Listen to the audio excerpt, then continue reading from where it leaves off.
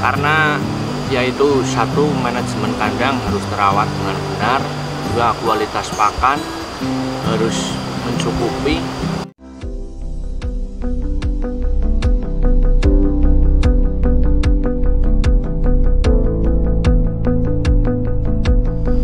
Perkenalkan, nama saya Anggit Pribadi. Saya adalah pemilik sekaligus pengelola peternakan ini. Alamat tepatnya di Desa Dauhan, Kecamatan Madukara, Kabupaten Banjarnegara. Kira-kira sekitar 4-5 tahun, karena awalnya saya pernah terjun di peternakan sapi, tapi ternyata setelah dihitung-hitung ada teman yang mengajak atau merekomendasikan untuk usaha ayam petelur, dan saya mencobanya, dan alhasil saya merasakan hasilnya yang lebih baik. Untuk persiapan kandang, kita harus mempersiapkan lahan, terutama lahan yang seperti apa, yang pasti harus permukaannya rata. Untuk spek ukuran, kalau punya saya itu 6,5 kali 35 meter, itu untuk kapasitas 3.000 ekor. Kalau untuk pakan kita harus bisa menghitung kadar gizi seperti protein, mineral, dan lain-lainnya untuk kebutuhan ayam itu sendiri. Untuk bibit saya juga harus memilih, karena ada macam-macam bibit ya. Ada yang bibit unggul grade A, ada yang grade B, tergantung kebutuhan kita. Untuk kebutuhan telurnya masuknya kategori grade A atau grade B. Kalau kita masuk ke grade A memang harganya lebih mahal, tapi juga imbang dengan kualitasnya. Saya memilih untuk beli bibit DOC, itu namanya umur 1 hari baru menetas dari pabrik. Kita kelola sendiri di sini, besarkan sendiri dengan perawatan program vaksin dari dokter kita yang sudah disediakan. Itu sangat dianjurkan, karena untuk masa depan ayamnya jauh lebih bagus daripada bibitnya beli dari yang sudah umur 10 minggu sampai 16 minggu.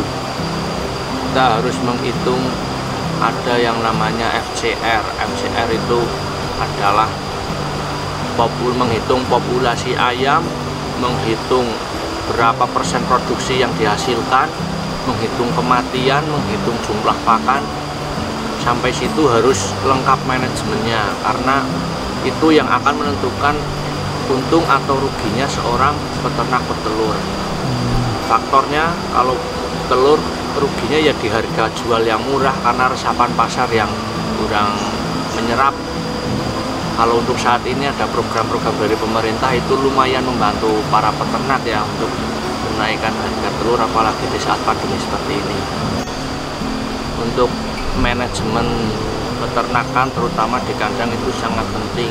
Untuk kriteria kandang kan bisa melihat, ada yang punya pilihan close house, ada yang kalau punya saya tidak bisa buat close house, saya ya pakai yang secara tradisional. Yang penting sirkulasi udara harus lancar, karena untuk meminimalisir bau amoniak dari kotoran ayam itu sendiri, karena efeknya bisa menjadi penyakit seperti snot, korisa, dan lain-lain.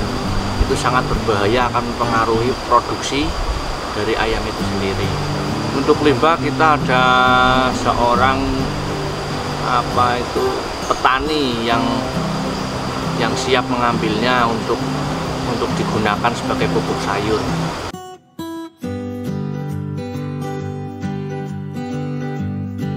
Karena yaitu satu, manajemen kandang harus terawat dengan benar, dua, kualitas pakan harus mencukupi, bobot apa yang dimakan ayam itu harus mencukupi.